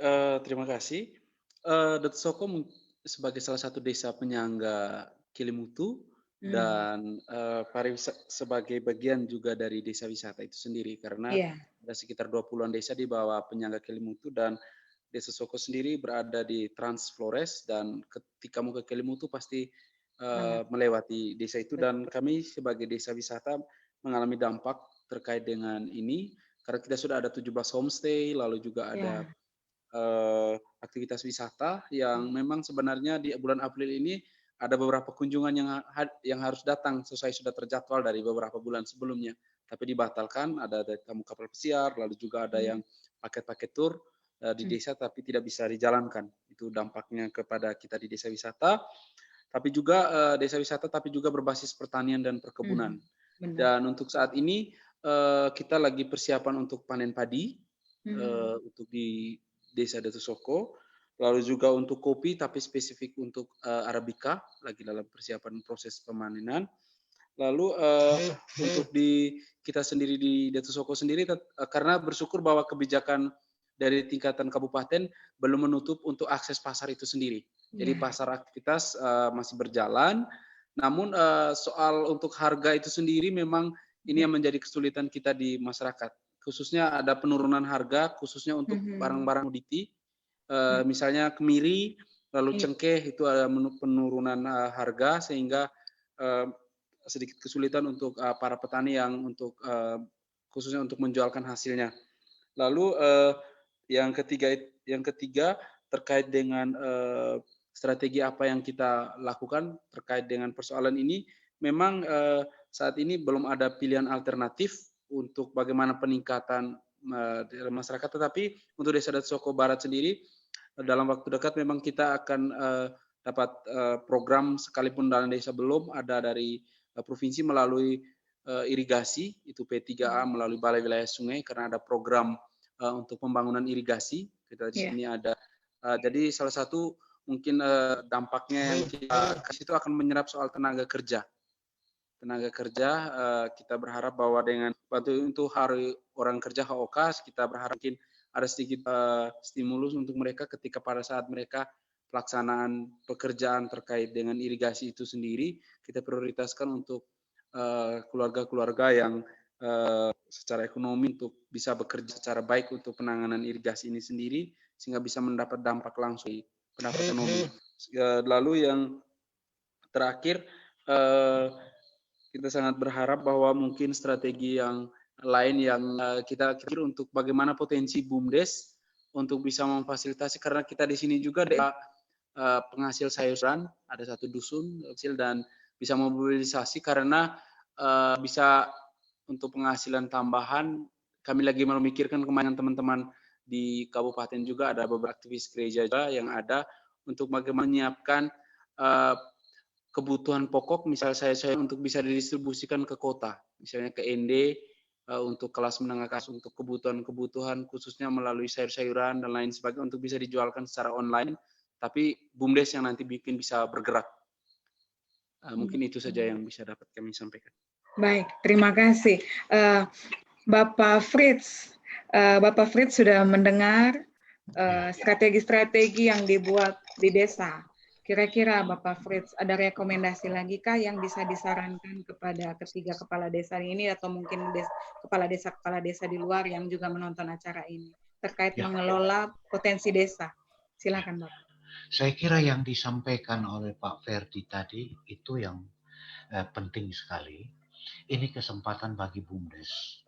Bagaimana dia mendefinisikan kembali visi usahanya di tingkat desa. Dia mengakomodir seluruh aktivitas yang ada di desa. Bayangkan bahwa lewat BLT dan skim pembiayaan lain, itu ada 1 miliar kira-kira uang yang dibelanjakan di desa. Kalau BUMDes bisa serap ini 50%, itu berarti BUMDes punya omset 500 juta. Ini luar biasa. Itu, saya kira ini kesempatan bagi BUMDes. Yang kedua, memang yang disampaikan juga oleh Pak Ferdi tadi, BUMDes harus memainkan peranan dari segi delivery sistemnya. Jadi kalau kita bicara ekonomi digital sekarang, itu ada online-nya, ada offline-nya.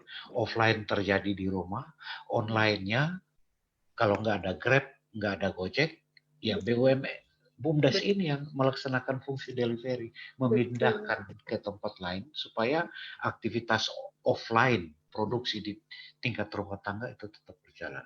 Dan yang ketiga, tidak tertutup peluang juga kepada individu. Bahwa sekarang ada satu lapangan usaha baru yang muncul, yaitu pengantaran barang. Jasa pengantaran.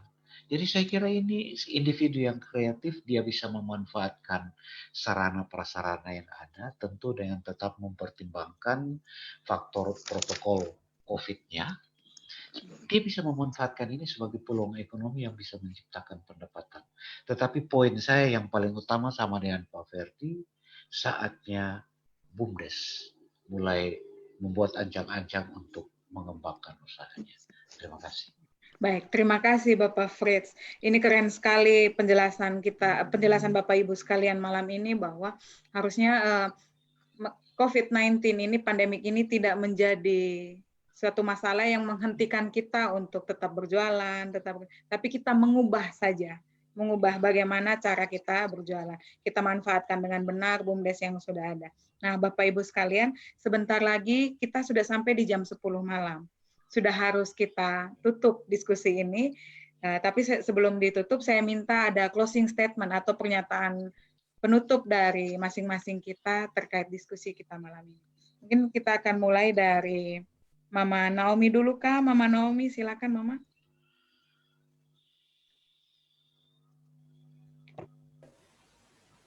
Baik, Terima silakan kasih. Mama. Ya, terima kasih dari Forum Akademia NTT yang sudah menghadirkan kami, dan ada begitu banyak hal yang kami temukan di sana, dan sesungguhnya kami berterima kasih bahwa kami akan terus terapkan di desa, dan kami percaya bahwa dengan adanya semuanya ini, walaupun kita sementara ada di dalam dampak ini, tapi kita percaya bahwa Tuhan pasti menolong kita untuk bisa keluar dari dampak yang luar biasa saat ini. Terima kasih Bunda. Amin, amin. Terima kasih Mama Naomi. Mama Inosensia, silakan Mama, closing statement. Selamat malam kita semua. Malam. Baik, terima kasih kepada Forum Akademi NTT, kepada Ibu Pemandu, siapa saya lupa tadi?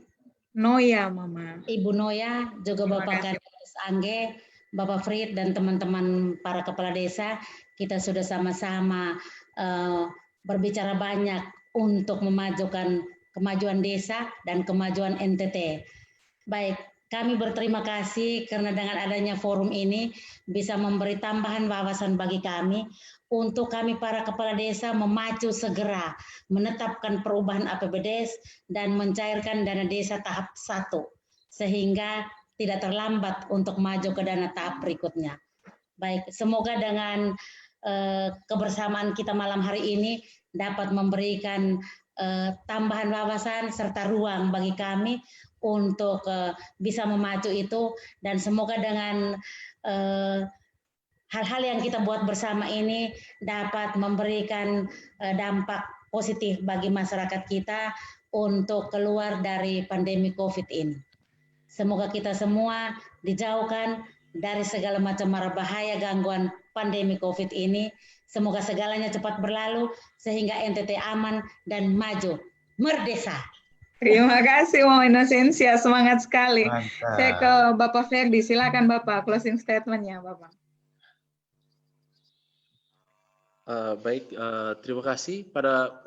Pertama kami apresiasi ya untuk Forum Akademi NTT yang sudah membangun jejaringan. Ini menarik sekali karena dengan teman-teman dari desa-desa lain, dan sebenarnya ini juga menjadi ruang informasi dan saling berbagi pengetahuan, dan apalagi ada pakarnya secara khusus bisa berkoneksi langsung. Saya bersyukur malam ini langsung bertemu muka sekalipun dalam ini informasi dengan di provinsi. Ini satu hal yang forum yang luar biasa. Harap bahwa ke depan juga forum-forum seperti ini, ruang-ruang seperti ini selalu ada khusus untuk koneksi kita di desa, sehingga apa yang kami alami di desa bisa langsung ini nih terkoneksi dengan di provinsi maupun juga di pusat. Dan mungkin masukan kecil, saran kecil kalau boleh, ketika ada forum seperti ini, mungkin ada perwakilan juga dari salah satu bupati atau apa, karena jujur saja di kepala supaya kesamaan informasi. Ini menarik karena sudah belum tentu sejalan informasi yang tadi sesuai dengan pertanyaan juga di tingkatan kecamatan dan juga di tingkatan pengambil kebijakan di kabupaten. Karena agak sedikit ini karena kami di desa hanya menunggu instrumen dari atas yang sebagai perpanjangan tangan dari informasi dari kementerian. Jadi mungkin itu saja, tetap semangat, salam. Sekali lagi terima kasih untuk dua narasumber khususnya yang dari provinsi, Pak Dokter dan juga Pak Angge yang sudah membuka informasi untuk kita semua. Terima kasih. Salam. Baik, terima kasih. Terima kasih Bapak Ferdinand. Kita ke Bapak Fritz. Bapak Fritz, kira-kira closing statement-nya, silakan Bapak. Jadi begini, ekonomi kita akan sehat kalau masyarakat kita sehat. Setuju. Karena itu tahap pertama sekarang ikuti aturan, ikuti protokol, pertahankan NTT kita tetap hijau, supaya kita masa ini cepat berlalu dan ekonomi kita naik berkembang kembali. Terima kasih. Baik, terima kasih Bapak Fritz. Bapak Angge, last but not least, silakan Bapak. Luar biasa, terima kasih Forum Akademia NTT, jaring yang luar biasa untuk kita boleh berdiskusi malam ini, Ibu Noya, Bapak Fritz, teman-teman kepala desa. Yang pertama bahwa kepada Bapak Kepala Desa dan semua kita, bahwa BLT itu jangan ditunggu. BLT itu pasti datang dengan kerja cerdas kita. Pastikan kepada masyarakatmu di desamu jangan menunggu BLT. Karena tetapi pastikan mereka memiliki aktivitas. Pergilah ke kebun seperti biasa. Gunakan masker, lakukan hal-hal. Sebagai petani kerjakanlah petani seperti biasa. Jangan hanya menunggu BLT, nanti kita akan kelaparan. Yang kedua, bahwa untuk bisa menunjang percepatan pemutusan pandemi COVID ini, hanya ada cara yang dilakukan dengan mengikuti protokol dari pemerintah. Yang pertama itu jaga jarak. Yang kedua, gunakan masker. Yang ketiga, pastikan cuci tangan ketika melakukan aktivitas di luar rumah. Dan yang keempat itu, harus mampu mengikat solidaritas kegotong royongan dalam masyarakat. Jangan sampai hanya karena BLT, jangan sampai hanya karena bansos, memporak-porandakan nilai sosial, nilai kedermawanan kita antara satu dan yang lain. Dana desa, dana bansos harus menjadi pengikat kohesi sosial antara satu dengan yang lain. Salam hormat dari Provinsi NTT atas nama Kementerian Desa Pembangunan Daerah Tertinggal dan Transmigrasi. 3026 desa harus maju melawan COVID-19. Hormat dan selamat malam. Terima kasih. Baik, terima kasih Bapak Mama narasumber. Mari kita saling peduli, mari kita saling jaga, mari kita saling bantu supaya tidak ada yang menjadi korban pandemik maupun korban akibat ketidakpedulian kita yang mungkin terjadi karena saat kita berjuang hidup, kita lupa peduli dengan orang lain. Tadi Bapak Angge sudah bilang, mari saling melihat kiri kanan. Kalau kita bisa menolong diri kita, kita pasti bisa tolong orang lain. Saat ini kemanusiaan itu perlu dijaga. Kemudian yang lemah dibantu, yang sudah kuat, mari kita semakin memperkuat orang-orang di sekitar kita.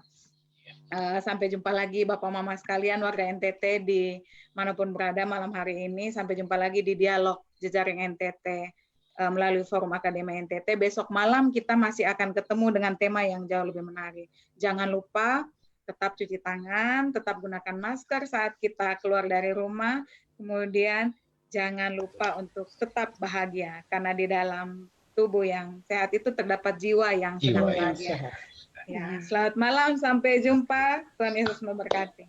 Amin. Terima kasih, sampai jumpa. Terima kasih. Terima kasih. Ya, sampai jumpa semua Bapak Mama. Ya, selamat malam. Selamat